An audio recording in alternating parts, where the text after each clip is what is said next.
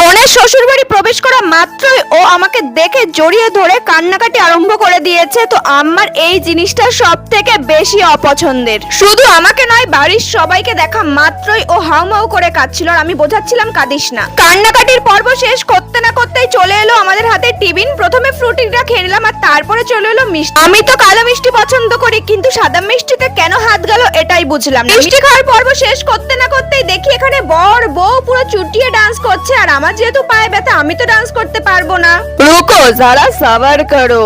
ব্যাপারটা হচ্ছে কি, সবাই নাচবে আর আমি নাচবো না, এটা দেখে আমারই মন খারাপ হয়ে যাচ্ছিল। তাই আর কি একটু নেচে নিলাম। আর এখন যাচ্ছিলাম বোনের ঘর দেখতে। আর দেখো বোনের ঘরটাকে কি সুন্দর করে সাজিয়েছিল সবাই। তারপর বসে বললাম খেতে। প্রচন্ড খিদে পেয়েছে, কিন্তু খেতে বসে বোনের সঙ্গে আমার এমন ঝামেলা বেঁধে গেল, পরে ও আবার কেঁদে দিল। কেন কান্না করলো সেটা আমি নেক্সট পার্টে তোমাদের জানাবো। ভিডিওটি যারা শেষ অবধি দেখলে নিজেদের নাম কমেন্ট করে জানাও।